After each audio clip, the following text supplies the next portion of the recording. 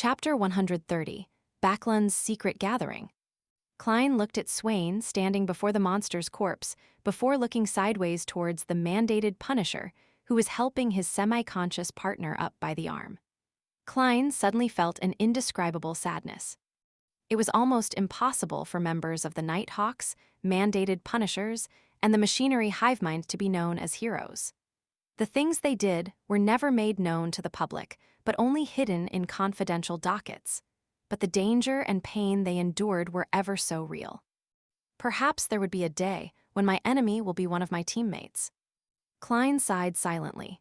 He felt the heavy weight that all Nighthawks, mandated Punishers, and machinery hive mind carried. At that moment, old Neil let out a sigh.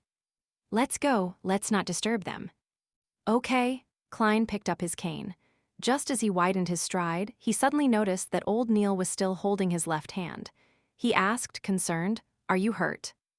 Old Neil chuckled briefly before saying, "I got stabbed by one of the shrapnel earlier. If I was still young, I definitely would have been able to dodge it. Luckily, it's just a small cut." He moved his right hand slightly to let Klein see the tiny wound that was still lightly bleeding on the back of his left hand. After he confirmed that it wasn't a big issue, Klein walked off along the gangway as he sighed. "Mr. Neil, you're much calmer than I imagined. Despite being less than 2 meters away from the monster, you could still chant the incantation calmly and use the charm." Although the rampaging mandated Punisher had leaped towards Klein in the form of a monster, old Neil was physically very close to him the entire time. Old Neil chucked at the compliment. "I'm an experienced Nighthawk. Among the dangerous things that I've done, what happened just now isn't even in my top 10. Once, when I was patrolling Raphael Cemetery with Dunn, I had no idea that a corpse had turned into a zombie and left its tomb to lie in ambush in the shadows of the trees. I passed by without noticing it at all since I was looking for some hidden spot. Heh, you know what I mean. In the end, he leapt onto my back and seized my throat." Klein felt gripped by terror when he heard the recollection as he voiced out his guess. "And under such a situation, you were still calm enough to use a charm. Or did you use some spell that a mystery prior could cast quickly?" Old Neil stole a glance at him and chortled. "No, Dunn managed to drag that zombie into a slumber in time.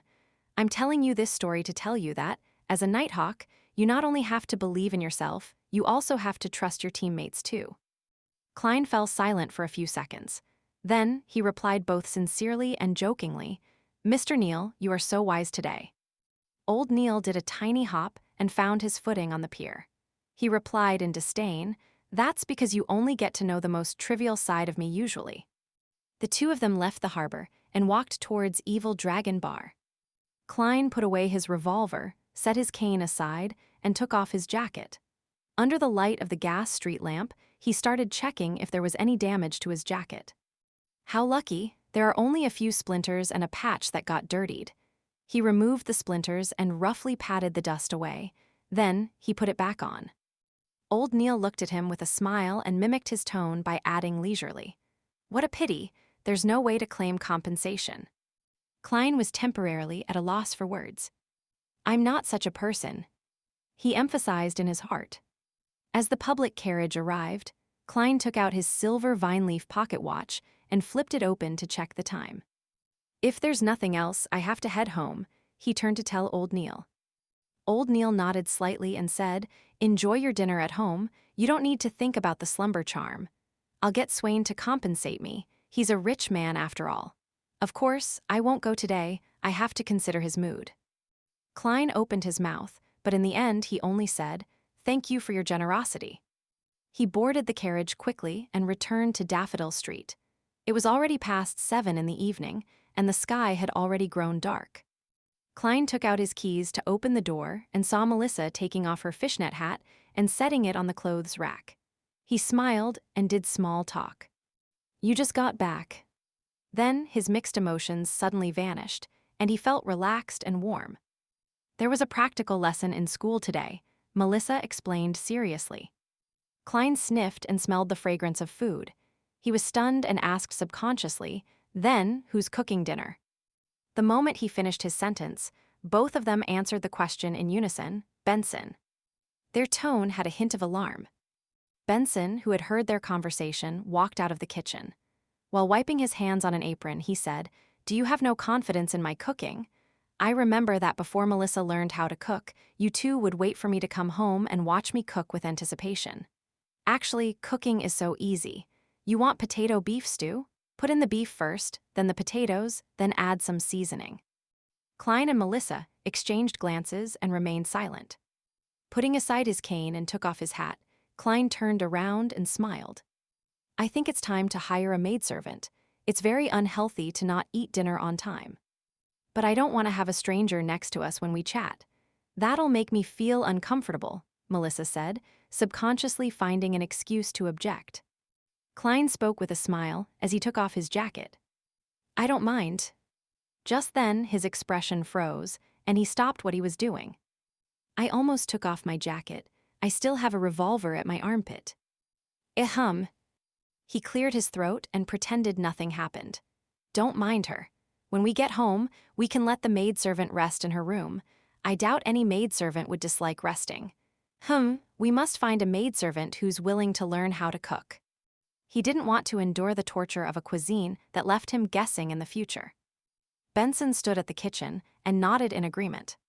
"When we have time, we can go over to Tingen Family Servant Assistance Association. They have a great deal of experience and many resources in this field." "All right, it's decided then." Klein ignored Melissa's unwilling look. Backlund, Empress Borough, Viscount Glaint's residence. Audrey Hall left the party with her personal maid, Annie. They came to the second floor and entered the bedroom that the Viscount had prepared. She took off her glamorous dress and her lightweight dancing heels slowly with Annie's assistance. She then put on a black hooded robe that she had prepared ahead of time. Pulling up the hood, Audrey stood before the full mirror and examined herself. She saw that more than half her face was covered by the shadow of her hood, and only her beautiful lips were clearly exposed. Long black robe, face hidden by shadows, a mysterious feeling. "This is something I've been dreaming of wearing all this time." Audrey thought to herself happily. Worried, she added a blue boat-shaped soft hat under her hood. With the fine checkered fishnet drooping down, her facial features became even more indiscernible. "Not bad, that's it." Audrey stuffed her feet into leather ankle boots, looked to the side, and told Annie, "Wait for me here. No matter who comes, do not open the door."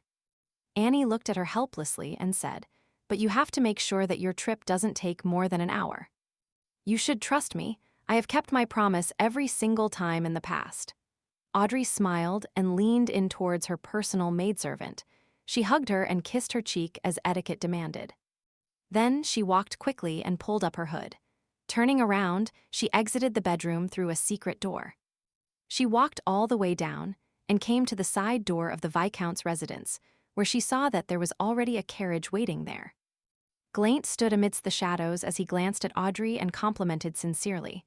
"By dressing up like this, you are really, like the description Emperor Roselle often used, very cool." "Thank you." Audrey pulled up an imaginary skirt and curtsied elegantly. The two of them got into the carriage and left the villa. They arrived at a house about 10 minutes away. Outside the house, Audrey saw apprentice Forswall and her friend, Arbiter Ziodericha, whom she had been seeing recently. For's slightly wavy brown hair and her light blue eyes showed a natural laziness. She pointed at Ziodericha next to her and said, "She's an excellent persuader, capable of helping you get things that you want." Ziodericha was slightly shorter, about 150 cm at most. Her facial features were soft, but she seemed pretty young and immature. Although her shoulder-length blonde hair was messy and unkempt, and she was in a traditional night training suit, she carried an indescribable look of dignity and a convincing charm. Audrey had met her a few times. She smiled faintly and greeted, "Miss Zio, can I trust you?" "You don't have to worry at all." Ziodericha smiled and gestured with her hand. Just as she walked to follow Audrey and Viscount Glaint, they heard a sudden thud. Audrey looked towards the source of the sound and saw that a triangular blade coruscating with a cold glimmer had fallen beside Ziodericha's leg. Audrey and Ziodericha exchanged looks, simultaneously at a loss for words. After nearly 20 seconds, Ziodericha quickly squatted and picked up the triangular blade and hid it on her body. We have to prevent the occurrence of an accident. Some people lack rationality, and they aren't convinced easily, Ziodaracha explained seriously. Audrey nodded and replied with a clear voice, I believe you. These are tools to convince those bastards to talk to us calmly, Fours added, looking sideways at the lawn. The quartet didn't continue conversing and walked a few steps forward. They knocked on the wooden door with 3 long and 2 short knocks. The door squeaked and opened. Slowly, using her spectator state, Audrey looked into the house that had many people sitting around randomly. They employed various methods such as hoods or masks to conceal their looks. Some didn't even bother and exposed their faces openly. Almost instantly, Audrey noticed a black-robed man on a single-seat sofa. That man wore a hood too, hiding his looks under a shadow. He looked at all the guests in silence, giving people a feeling that he was somehow in a commanding position. He is very confident, but his gaze is very disgusting. His gaze moved up and down my body like 2 slippery tentacles wanting to tear off my clothes. Audrey's senses were sharp. She carefully observed and made a judgment calmly, but she nearly had goosebumps. Fours introduced him. That's Mr. A powerful beyonder, the leader of this secret gathering.